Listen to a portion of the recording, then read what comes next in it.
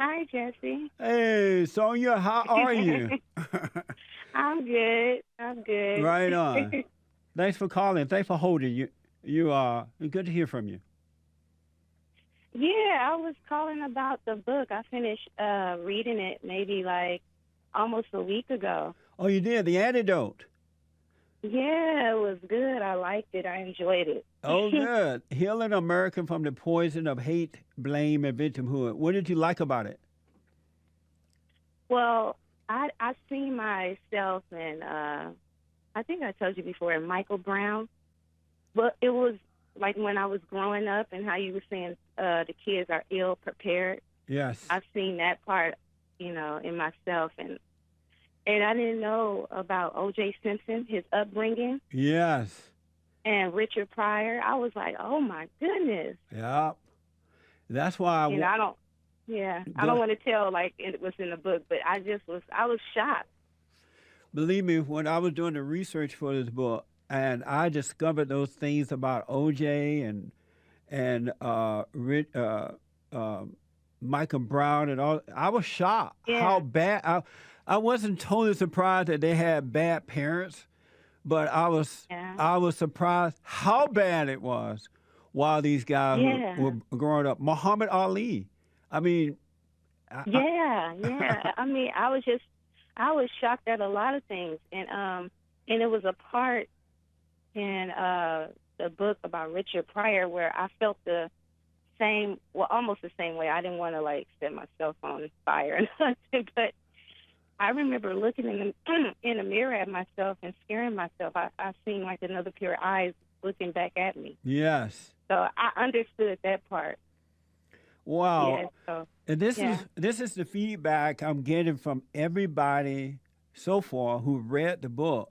They see themselves, they see those things in their families and other people's families, and they're starting to understand what's really going on, and it's helping yeah. to change their lives now. And I feel sorry, even though I don't really care for him. I feel sorry for Jesse Jackson because I remember I read another one of your books. I think it was Scam, Yes. and you said how in the book how he wanted attention from his father. His father lived next door, or something like that. Yes.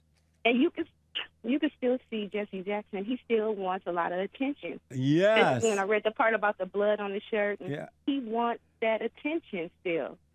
I tell you, Like, Sonia, mm-hmm. the worst thing that can happen to boys and girls, men and women, is not to have their fathers. It changes their mentality, it changes their emotions, it changes the way they speak, it changes everything about their lives. And if they live a life of not returning to their fathers, they never find peace. And then if you can understand that, you understand why they do all these other crazy things. Yeah, it just that was an eye opener for me. Especially it was something about Jesse Jackson. When I said, yeah, he still is looking for that attention. Yes. That's why he's acting. That's why he wants to be in the forefront. He wants to be. He's still searching for attention. Yep. And it's not going to Yeah, change until he stop hating his father. He got to stop resenting his earthly father so he can return to God.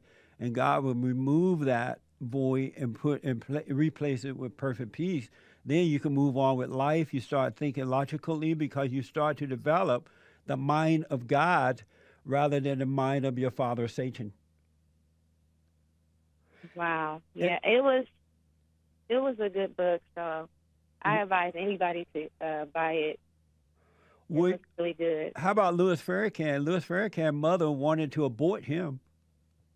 Oh yeah, yeah. It was so many. It was just. I think one of the chapters gave me a headache just by. I'm trying. Oh, I think it was the chapter with the killers, the murderers, the black murderers. Oh, yeah. It kind of gave me like a headache. Like I was like, oh my goodness. Yeah. Maybe because I didn't know, You know, you know. I wanted to write this for so long because I want Yeah, people to see what's really, really going on. You know, I've been saying these things for 25 years, and I feel so fortunate that I've been able to put it in writing so that it'll be around for a long time so that people may Yeah. read it. Even if they don't read it now, eventually they will. And they can get a grip of what's really going on so they can change. Yeah, I've been thinking that for a long time too. Like, I wonder what happened to. I know you don't like to say we people, but well, us as a people, like as Black people, I wonder like what happened in like from the past, like from my mother's generation till now.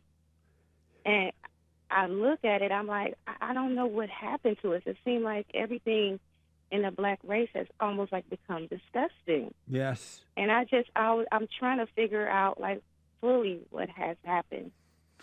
The primary thing that has happened is that they have managed to destroy the men. And so the fathers are no good. The men are no good. They're weak.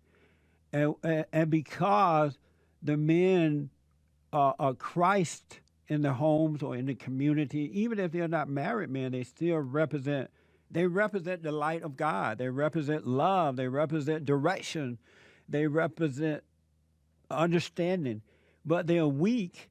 And because Christ is weak, it'll allow evil to come in and just influence in an evil way.